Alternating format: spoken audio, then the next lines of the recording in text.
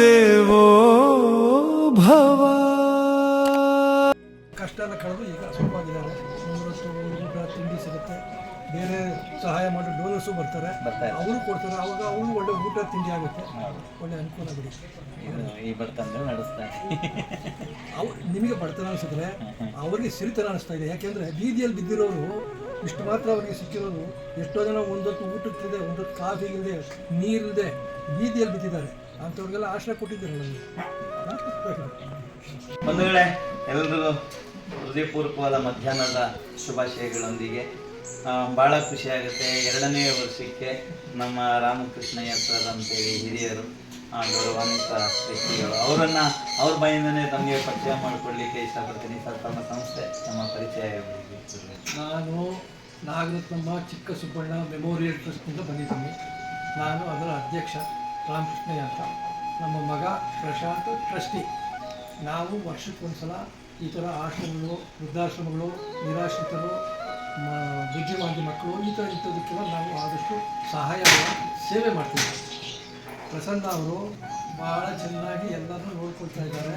ಅದೆಲ್ಲ ಶಶಿಕಲಾ ನಾರಾಯಣ್ ಅವರು ನಮಗೆ ಪರಿಚಯ ಮಾಡಿಸ್ಬಿಟ್ಟು ಹೋದ ವರ್ಷ ನಾವೆಲ್ಲ ಬಂದಿದ್ವಿ. ಇವ್ರು ಮಾಡ್ತಾ ಇರೋ ಕೆಲಸ ನಮಗೆ ಭಾಳ ಮನಸ್ಸಿಗೆ ಇಷ್ಟ ಆಗಿರೋದ್ರಿಂದ ಮತ್ತೆ ಈ ವರ್ಷವೂ ಬಂದಿದ್ದೀವಿ. ಅವರು ಚೆನ್ನಾಗಿ ನಡೆಸ್ಕೊಂಡು ಹೋಗಿ ಅಂತ ನಮ್ಮ ಆಶಯ. ದೇವರಿಗೆ ಆಯುಷ್ಯ.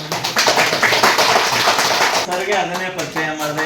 ಲಾಸ್ಟ್ ಟೈಮ್ ಅವರು ಸಹಾಯ ಅಂತ ಹೇಳ್ಕೊಳ್ತಾ ಇಲ್ಲ, ಸೇವೆ ಅಂತ ಹೇಳ್ಕೊಳ್ತಾ ಇದ್ದಾರೆ. ಆ ಹೃದಯವಂತಿಕೆ ಎಲ್ರಿಗೂ ಬರಲ್ಲ.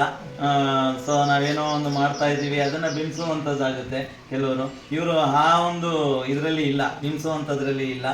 ಬಟ್ ಮಾನವೀಯತೆ ಉಳ್ಳಂಥ, ಮನುಷ್ಯತ್ವ ಉಳ್ಳಂಥ ಹೃದಯ ಅಷ್ಟೇ ಹೇಳಬಲ್ಲೆ ನಾನು.